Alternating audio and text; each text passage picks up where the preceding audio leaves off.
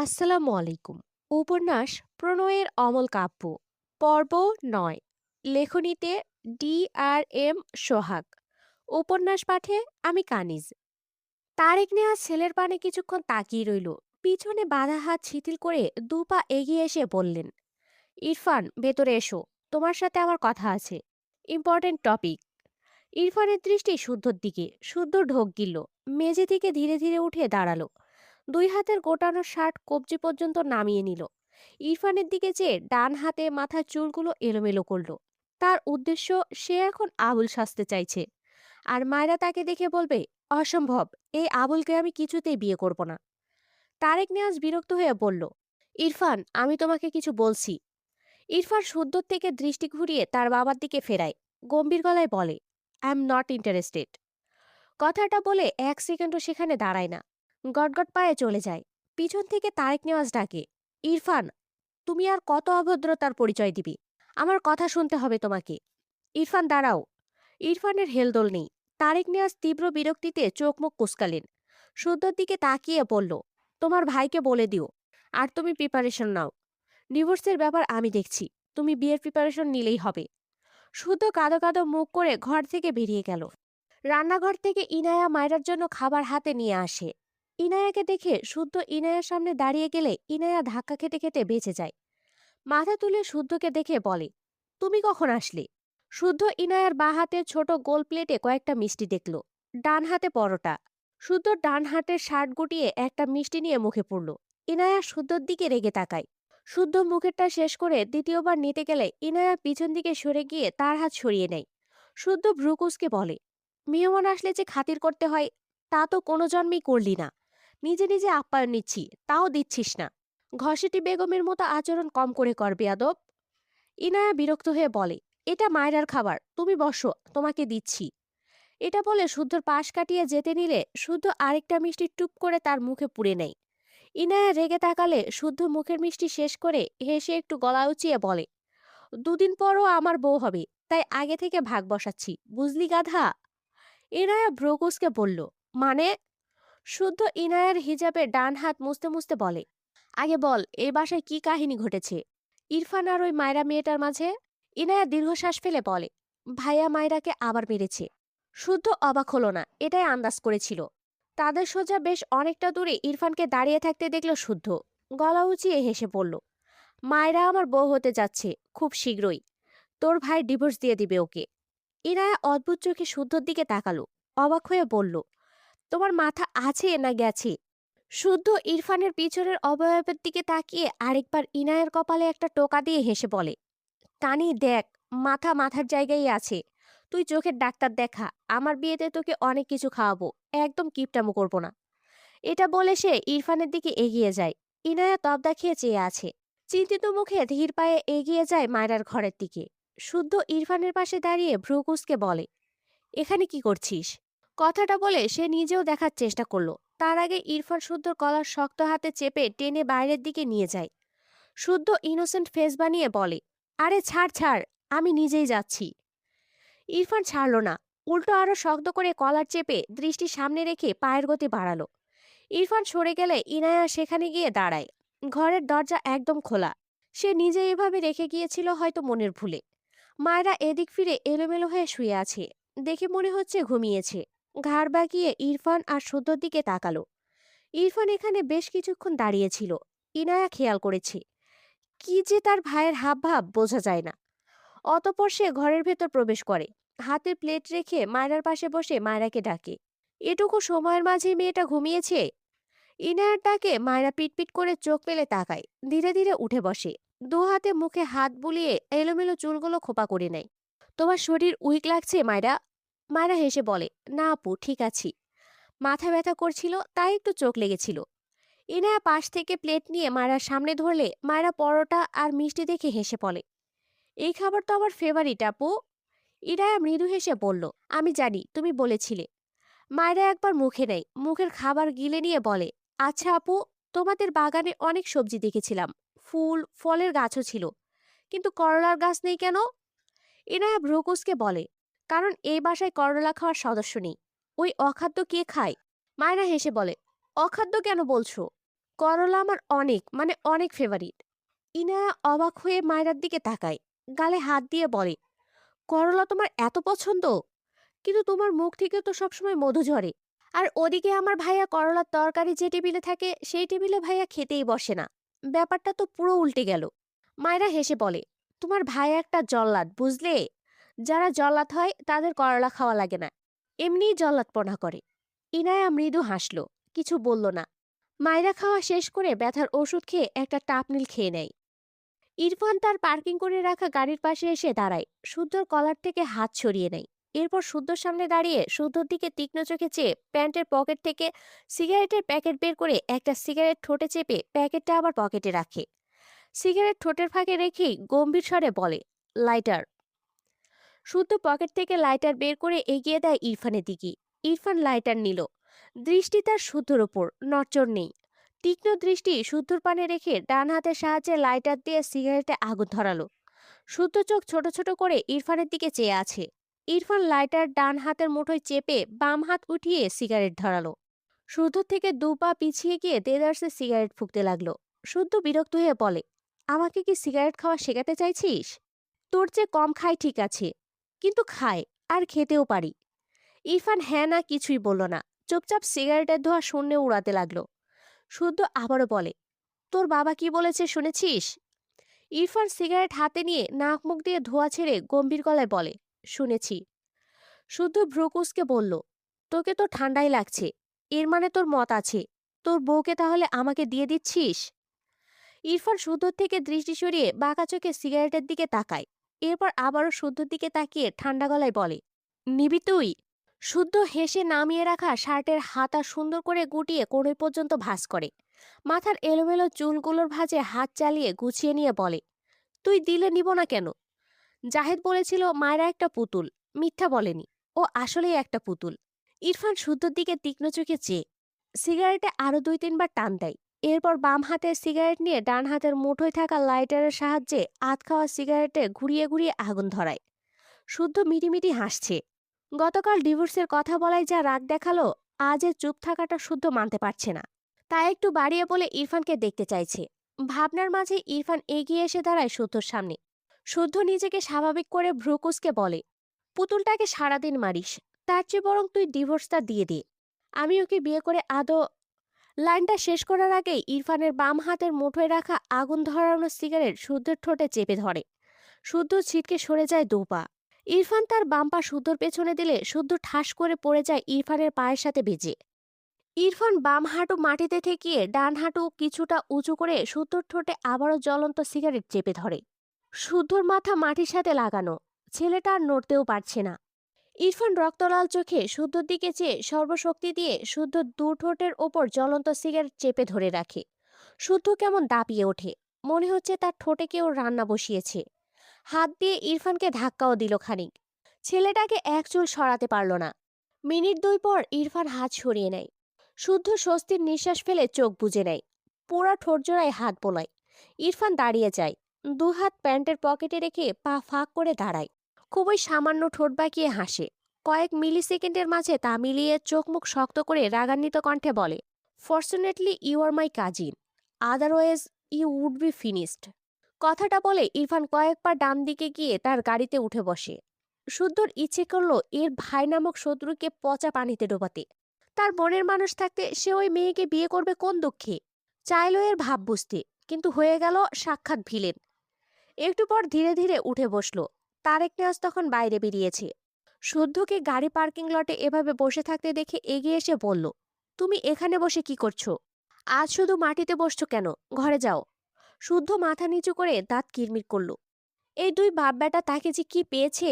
বসা থেকে উঠে দাঁড়িয়ে গা ঝেড়ে বলল, আসছি মামা, ভার্সিটি লেট হয়ে যাবে নয়তো। এটা বলে ইরফানের গাড়ির দিকে তাকায়। ইরফান গাড়ির স্টার্ট দেয়নি এখনো, তার জন্যই দেয়নি হয়তো। শুধু দ্রুত পায়ে ইরফানের পাশের সিটে বসে। তার গাড়িতে আর বসলো না। ড্রাইভ করার ইচ্ছে নেই। চোখ দুটো জ্বলছে। শুদ্ধ বসার সাথে সাথেই ইরফান গাড়ি স্টার্ট দেয়। শুদ্ধ চোখ বুজে বলে, আমি তোর ডিভোর্স করাতাম না। ইরফান নির্লিপ্ত ভঙ্গিতে স্টিয়ারিং ঘোরাতে ঘোরাতে গম্ভীর স্বরে বলে, জানি। শুদ্ধ রেগে বলল, তো আমাকে ভিলেন ভাবার কি প্রয়োজন ছিল? যে প্রয়োজনে তোর অন্যের বউ বিয়ে করার সাজ জেগেছিল। শুদ্ধ ফোঁস করে শ্বাস ফেলে বলে, মেয়েটাকে নিজের ঘরে নিয়ে যায় এবার, আর আমায় উদ্ধার কর তোদের বাপ ছেলের মাছ থেকে। ইরফান স্টিয়ারিং ঘুরিয়ে শক্ত কণ্ঠে বলে, I don't like that girl. শুদ্ধ অদ্ভুতভাবে তাকালো ইরফানের দিকে, ঠোঁটের ওপর বাম হাতের দু আঙুল রাখলো। ভাবছে তার এই অবস্থা করলো কেন। এইসব তো মিলছে না। রেগে বলল, মস্করা করছিস আমার সাথে? আমার বউয়ের প্রাথমিক সম্পদ পুড়িয়ে বলছিস তুই মাসুম? ইরফান কিছু বলল না, গভীর মুখে সামনে দৃষ্টি রেখে গাড়ি এগিয়ে নিয়ে যায়। কপালে অসংখ্য বিরক্তির ভাঁজ। শুদ্ধ বিরক্তি নিয়ে ইরফানের দিকে তাকিয়ে থাকে। ভার্সিটির প্রাঙ্গণে পৌঁছে ইরফান গাড়ি পার্কিং লটে সাইড করে গাড়ি থেকে নেমে দাঁড়ায়। চোখ বুজে বার কয়েক শ্বাস ফেলে এগোয় অফিস রুমের দিকে। শুদ্ধ পিছন পিছন আসে ইরফানের। কয়েকবার দ্রুত ফেলে ইরফানের পাশে হাঁটতে হাঁটতে বলে, কিছু বলছিস না কেন? এসব কি খাপছাড়া ব্যবহার? আমি কি মাই? ইরফান ডান হাতের শার্ট কনুইয়ের উপর পর্যন্ত গোটালো খানিকটা। শুদ্ধ এটা দেখে জিভ গুটিয়ে নেয়, সাথে দাঁড়িয়ে যায়, আর এগোয় না। কি জানি ভাই, যদি মারটার খাই। এর হাত আবার বেশিই চলছে ইদানিং। মার খেলে স্টুডেন্টদের সামনে মান ইজ্জত কিছুই থাকবে না। শুদ্ধ দাঁড়ালেও ইরফান দাঁড়ায় না, এগিয়ে যায়, তবে তার গম্ভীর স্বরে ভেসে আসে কিছু শক্ত কথা। Don't disturb me. শুদ্ধ ফোঁস করে শ্বাস ফেলল। ইরফানের বাবা বলেছে বিয়ের প্রিপারেশন নিতে। সে প্রিপারেশন নিলে ইরফান এসে তার উপর ঝাঁপিয়ে পড়ছে। সে কোথায় যাবে? আর তার বউয়ের কি হবে? কবুল বলার আগে এই বাপ ব্যাটার জন্য তার হার্ট অ্যাটাক ফ্যাটাক হয়ে যাবে মনে হচ্ছে। বাম হাতে পোড়া ঠোঁট বোলায়, ডান হাত বুকের বাঁ পাশে রাখে, মুখটা অসহায়।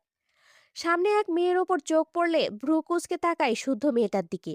মেয়েটা তার দিকেই তাকিয়ে আছে। কাছে এসে শুদ্ধকে একটা সালাম দিল। শুদ্ধ নিজেকে স্বাভাবিক করে পকেটে হাত গুজে স্টুডেন্টের সালামের উত্তর নেয়। মেয়েটা পাশ কাটিয়ে যেতে নিলে শুদ্ধ গম্ভীর গলায় বলে, ওয়েট। মেয়েটি পিছন ফিরে তাকালে শুদ্ধ ভ্রু কুঁচকে বলে, তুমি আমার দিকে এতক্ষণ তাকিয়েছিলে কেন? হোয়াই? Answer me. মেয়েটা বোকা চোখে শুদ্ধর দিকে তাকায়, এলোমেলো দৃষ্টি ফেলে। মাথার জর্জেট ওড়নাটা আরেকটু সামনের দিকে টেনে নিয়ে আমতা আমতা করে বলে, সরি স্যার, এমনি। শুদ্ধ রেগে বলে, অন্যের বউয়ের হকের দিকে নজর দিলে কানের গোড়ায় একটা থাপ্পড় দিয়ে সিধে করব, বিয়াদব। পড়াশোনা করে, টিচারদের সম্মান করতে জানে না, ভুলভাল ইঙ্গিত দেয়। মেয়েটা শুদ্ধর কথায় রেগে যায়, মাথা নিচু তার। ডান হাতের 5 আঙ্গুল দলা পাকায়। এটা তাদের স্থান না হলে এক্ষুনি একটা থাপ্পড় নিশ্চিত ছিল এই ছেলের গালে। শুদ্ধ ধমকে বলে, আউট। মেয়েটা ধমক খেয়ে কেঁপে ওঠে, দ্রুত সেই স্থান প্রস্থান করে। শুদ্ধ ভ্রুকুচকে দেখলো মেয়েটার প্রস্থান। এরপর সেও উল্টো ঘুরে অফিস রুমের দিকে এগোয়।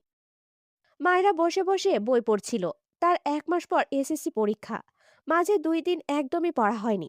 আজ রাতে না ঘুমিয়ে মেয়েটা পড়ছে মন দিয়ে। ঘাড় বাঁকিয়ে একবার ইনায়ার দিকে তাকালো। ইনায়া ঘুমে কাদা। মায়েরা আজ রাত জাগতে পারছে, কারণ দিনে অনেক ঘুমিয়েছে, তাই প্রবলেম হচ্ছে না। দেয়াল ঘড়িতে দেখলো রাত 1টা 30।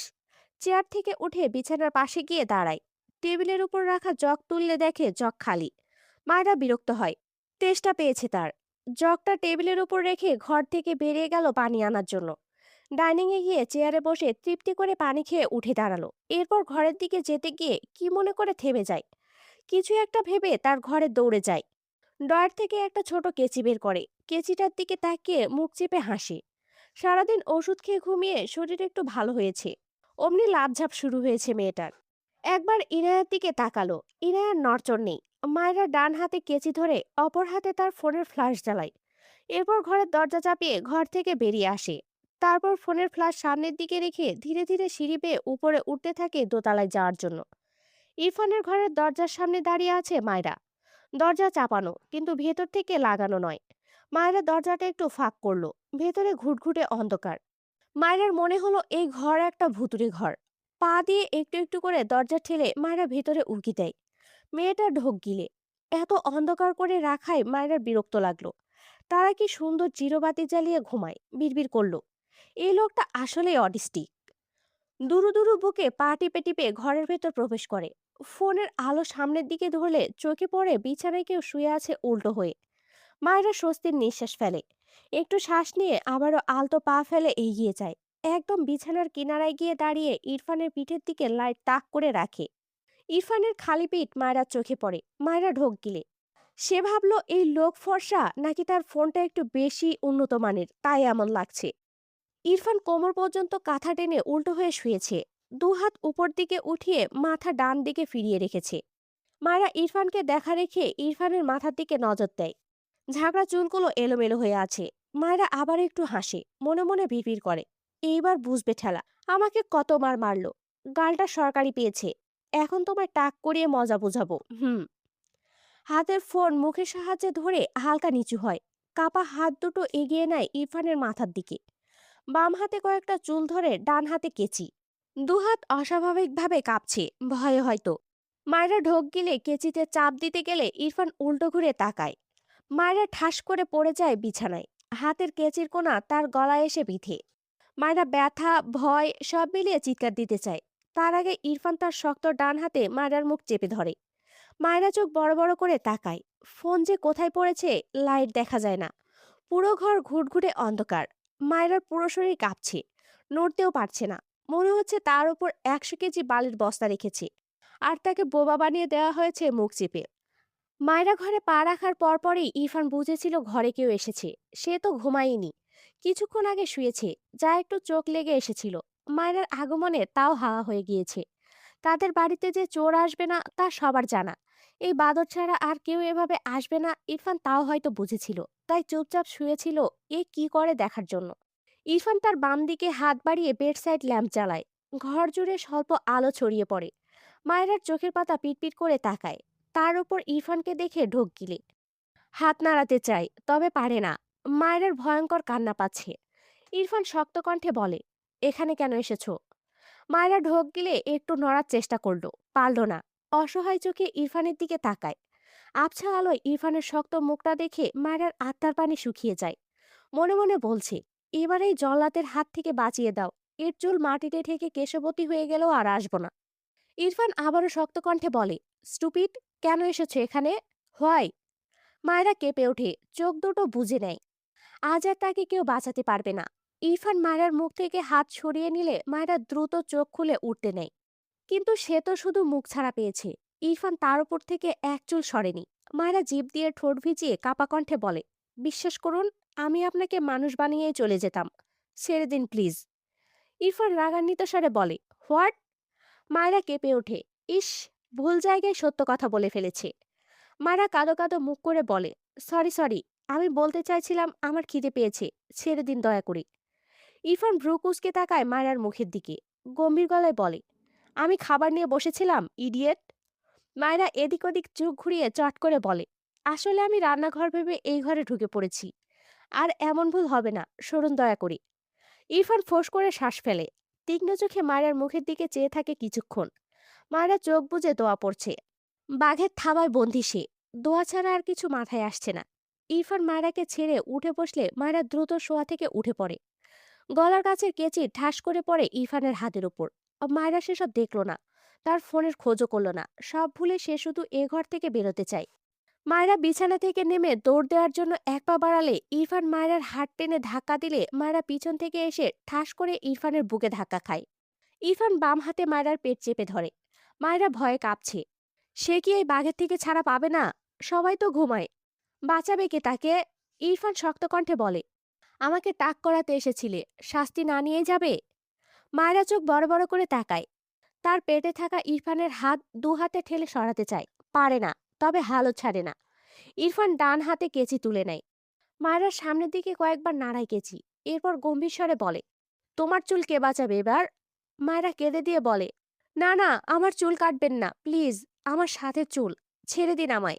আপনি কেশবতী হয়ে গেলেও আর তাকাবো না আপনার চুলের দিকে, ছেড়ে দিন আমায়। ইরফান ছাড়ল না মায়েরাকে। মায়েরা উপায় না পেয়ে মাথা নিচু করে ইরফানের হাতে দাঁত বসিয়ে দেয়। ইরফান শক্ত চোখে মায়েরার পিঠে ছড়িয়ে পড়া চুলগুলোর দিকে তাকায়। মায়েরা ইরফানের হাত কতক্ষণ যে কামড়ে ধরে রাখলো, ইরফানের কোনো হেলদোল নেই। মায়েরার এত রাগ লাগলো, হাত থেকে দাঁত সরিয়ে হাতের উপর ঠোঁট জোড়া রেখেই বিড়বিড় করলো, উফ আল্লাহ, এই লোকটাকে এমন গন্ডার বানিয়েছো কেন? ইরফান মায়েরার পেট ধরে রাখা হাত শিথিল করলে মায়েরা পড়ে যেতে নিলে ইরফান মায়েরার চুলের গোছা ধরে মায়েরাকে তার দিকে ফেরায়। মায়েরা ব্যথা পায়, কেঁদে কেটে বলে, ব্যথা পাই আমি, ছাড়ুন বলছি, আর আপনার চুল কাটতে আসবো না। ইরফান নীরব চোখে মায়েরার মুখ পানে চেয়ে কিছুই বলে না। চুলের গোছা আরো খানিকটা শক্ত করে ধরে। মায়েরার মাথা হেলে গিয়ে ইরফানের বুকে ঠেকে। ইরফান শক্ত গলায় দাঁতে দাঁত চেপে বলে, স্টুপিড গার্ল, আউট। কথাটা বলে মায়েরার চুল থেকে হাত সরিয়ে নেয়। হাতের কেচি ছুঁড়ে মারে। মায়েরা ছাড়া পেয়ে দ্রুত ইরফানের থেকে সরে দাঁড়ায়। এক সেকেন্ডও সময় নষ্ট না করে দৌড় লাগায় ঘর থেকে বেরোনোর জন্য। যাওয়ার সময় হাত লেগে একটা ফুলদানি ঠাস করে পড়ে যায়। মায়েরা ভয়ে চেঁচিয়ে ওঠে। পিছন ফিরে তাকায় না, দ্রুত দরজার কাছে চলে যায়। দরজায় হাত রেখে একবার পিছন ফিরে রেগে বলে, এই যে শুনুন, আমি সুযোগ পেলে ঠিকই আপনাকে মানুষ বানিয়ে ছাড়বো। এমন জঙ্গলি মানুষকে দেখলে যে কেউ ভয় পাবে। কথাটা বলেই দৌড় লাগায় আবার। ছাড়া পেয়ে সব বলা কথা ভুলে গিয়েছে। ইরফান দাঁতে দাঁত চেপে মায়েরার প্রস্থান দেখলো। বিড়বিড় করলো, স্টুপিড বাঁদর। মায়েরা ঘর থেকে বেরিয়ে সামনে তার শ্বশুরকে দেখে থম্মত খেয়ে যায়। তারেক নিয়াজের ঘুম ভেঙে যায়, তিনি পানি নিতে ঘর থেকে বেরিয়েছিলেন। উপরে শব্দ পেয়ে দ্রুত উপরে উঠে আসে।